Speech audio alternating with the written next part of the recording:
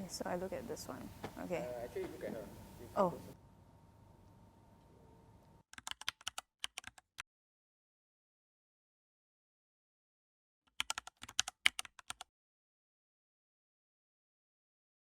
I have a 20-year-old brother who has autism. I have a younger brother who has autism, mild case of autism. I have a younger sister. Her name is Bernice. She is 20 years old and she has autism.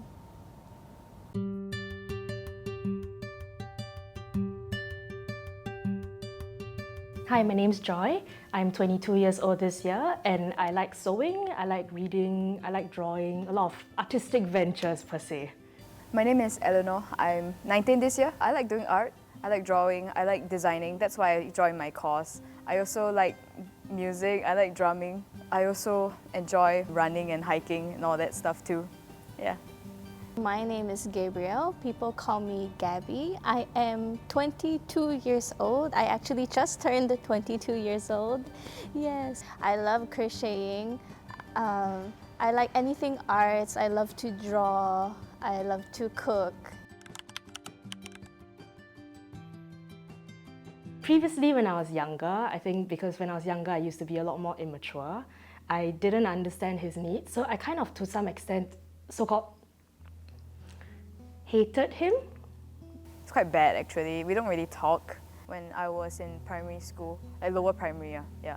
Back then we actually talked. Now it's like we are roommates. It's very awkward for me to say anything to him actually.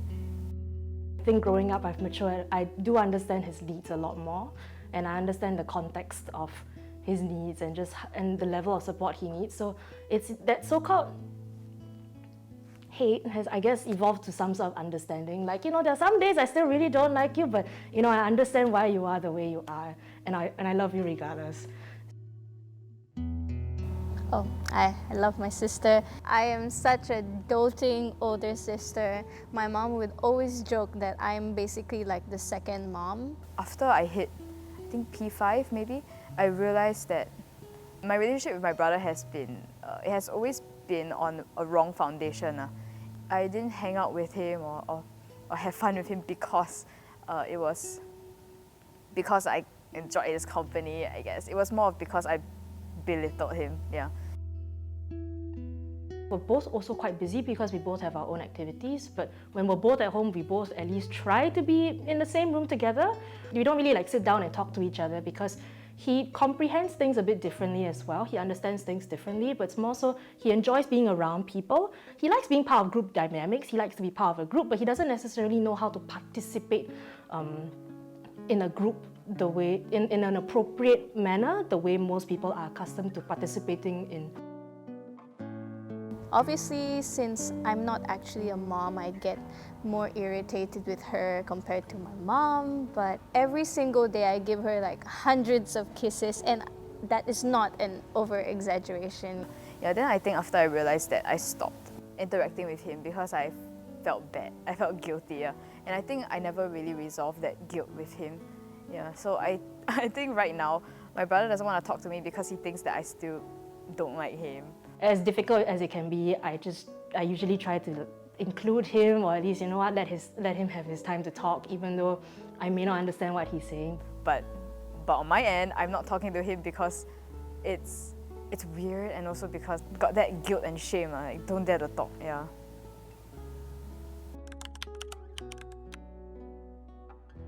My father passed away 6 years ago, so ever since then it's just been my mom, my brother and myself. The time where the whole family, when my dad was still alive, when we all went to Universal Studios Singapore together. My brother, he's autistic and then he's a bit literal. If he says, I want to go to this place, he usually wants to go there for one purpose and that's it. The first thing that comes into mind is when I was at the supermarket with her. So we were doing grocery shopping and out of nowhere she comes to hug me. She rarely gives physical affection. She doesn't like people touching her. So this sudden display of physical affection really overwhelmed me. I think when we were much younger, in lower primary, I would build forts at home. Like we'll place chairs and then put whatever, like blankets over it. And he had been bugging my parents about going to Universal Studios Singapore. The specific thing was Cylon and human. After he had rode those 2 rides, he was like, okay, I'm done, I want to go home. Yeah, so like when he gets overstimulated and has too much fun, he tends to show it a lot. Yeah, and then back then I didn't understand, so I just saw it as like annoying. So she hugged me and didn't let me go. Even though I was walking around the supermarket, she was still holding me. And then afterwards, I was like, no, we are not going home. We are going to ride every single ride because mom already paid for the express pass. And then afterwards, we rode every single ride and he enjoyed it thoroughly. And then he was like, I want to do it again. It made me so happy because this thing happens once in a blue moon. My brother absolutely had the time of his life. He enjoyed it so much. And then that was all he could talk about for like the next few days. We didn't really have that much fun memories together because of my my lack of knowledge of his condition. He rode the roller coaster with Dad, which is what he had always wanted to do for a very long time. So that just made the memory even sweeter.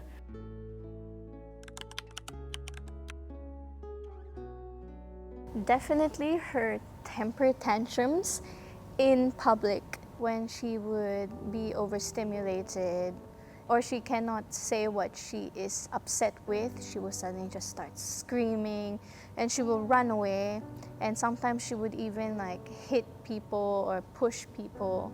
I think one thing was, why can't I have a normal brother like the rest of my friends? Yeah, I always hear about those fun sibling stories that my friends had, but then for me they were just like very sad. So I have to always like keep an eye out for him. And then we never could click on anything. There was no common topics. I just couldn't bond with him that well, unlike my friends could. Yeah. As a 7-year-old, I would think, why isn't mommy spending time with me? Why does my brother get to spend all this time with my parents? I feel a bit neglected, feel a bit rejected even. But now growing up, he still has the same needs, if not greater needs. I find that a lot of family members also have had to navigate the learning curve of having a special needs person in the family as well. I'm always the one tasked to run after her or tackle her to the ground whenever she throws her temper tantrums. His motor skills is really poor, so he's always like falling, bumping into things, and as a result, it's blamed on me. If he breaks something, oh, it's my fault. Yeah, because I didn't take care of him.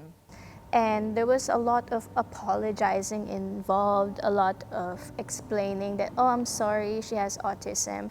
I'm the able-bodied, like able-minded sister that should be stopping him every second. There have been people that are mean and just very ignorant. Because a lot of people think that she is acting out because she's just rude. Instead of having a fun sibling that I could have fun with, I just felt like, oh, I just have this extra burden that I have to take care of. Yeah, I just felt like I had more of a parental role over him. Yeah, because my parents were never home. When it comes to romantic relationships, you marry me, you marry into the family with my brother as well. My brother's coming with me, it's a package deal. You gotta be willing to accept it. And sure, it may be a learning curve because it will always be a learning curve. My mom and I, we are learning new things every day. That's the nature of having a special needs sibling. At first, it made me feel very embarrassed. It made me feel a bit helpless because I can't do anything to help her be calm or even anything to prevent her sudden tantrum outbursts. Right now, as I say it, I honestly feel horrible because it sounds so selfish, because it's not his fault that he has autism.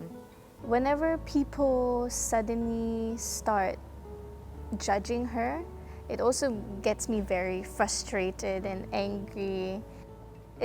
I understand it's a world that not everyone knows about.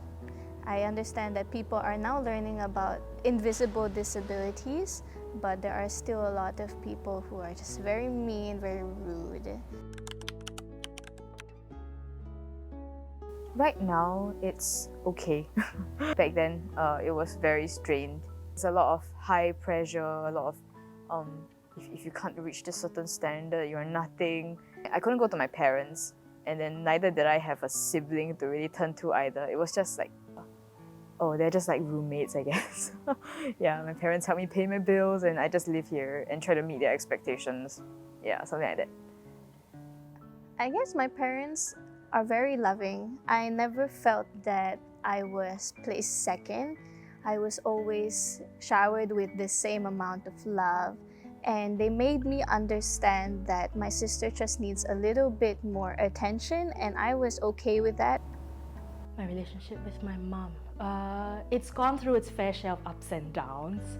I would like to think it's a bit mellowed out now. From being a child to growing up as an adult, slowly recognizing that my brother's needs really are as great as they are, and realizing why my mom needed to spend so much time with him. It definitely strained our relationship in terms of trust. I don't really trust them, they don't really trust me. I don't trust their opinions or what they have to say about me because I'm like, that you can't even get it right. Like, I didn't do this, so whatever else you tell me to do, I'm not gonna follow you because your previous ones were false. So I think as a child, I definitely had a bit of resentment for my mom. Like, why wasn't she there as much for me compared to her being there for him? Yeah, so we went through kind of like a rough patch because I would act out in different ways. I have a bit of bitterness towards them also, pushing me into a parental role at a young age, while like me not even getting that parental, I guess, like guidance and love from them. So the way I guided my brother was based off of my own understanding and my own negative experiences. Definitely gave a bit of grief, but I guess over time, with therapy as well, I kind of recognized that, okay, you know what, the feelings of rejection that I did have from, not being able to spend time with my mom, or feeling like my mom chose to spend more time with my brother, I realized that, those feelings were valid. The way I brought up my brother was very bad. Like, I treated him horribly because of how my parents treated me. So it's kind of like a chain reaction down. That definitely greatly affected the family dynamic. Yeah. I learned to view like, okay, these two things can coexist. My mom loves me a lot, but at the same time, she had to spend more time with my brother out of necessity to help him grow as well. So I think most of that resentment is like, it's been resolved.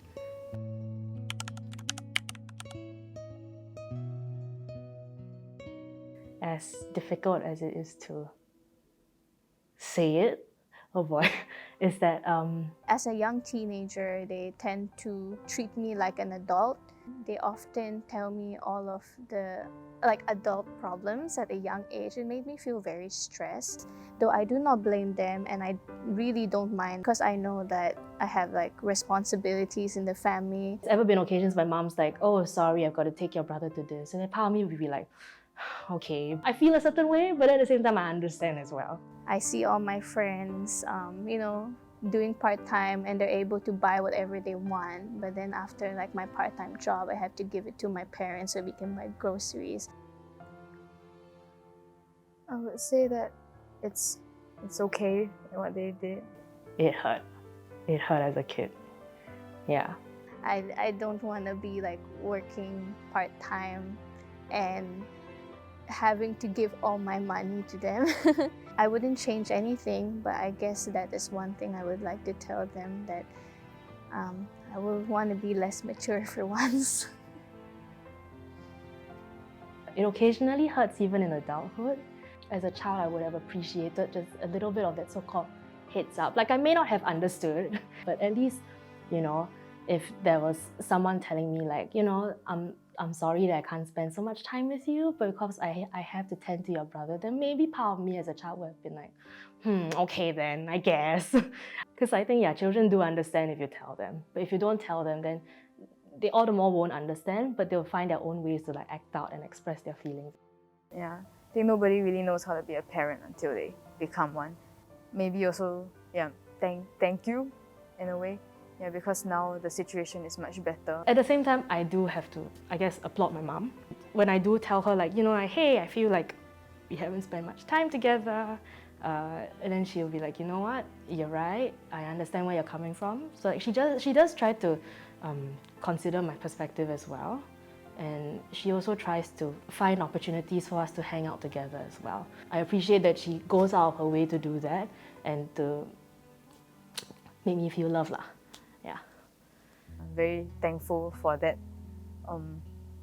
I guess, that authentic love that they have, like after they realize the damage they've done. They're doing what they can right now to, I guess, like fix back what was broken. Yeah, so very thankful for that. Yeah. Oh, I would definitely turn back time for sure. I regret lashing out at my parents and acting out when I was a teenager.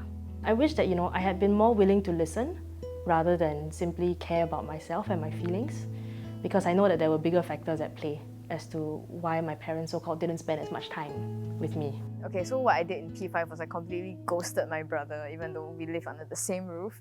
I would not do that. I would swallow my pride, learn more about autism. I wish I was a bit more compassionate. I know I acted out at my brother as well, because I would think, why does he get to do all this? Why does he get to do so many things, or at least have so much attention per se, but I didn't. And so I know when I was a teenager, I turned that anger towards him. I turned that anger towards a lot of other people as well, and I wish I can take it back. P5, that was like 2015, now it's like 2023. That's so many years of wasted opportunity of, I guess, being able to form memories with him and bond with him. Yeah. I know that, they weren't trying to hurt me either. They were also going through a lot. My parents were going through a lot as well, with having to take care of my brother. And I wish I was a bit more supportive rather than giving them an extra thing to have to look out for as well. Yeah, instead of seeing myself as I'm better than you and I am your second mother kind of thing. Instead, just see myself as a friend to him and as a sister.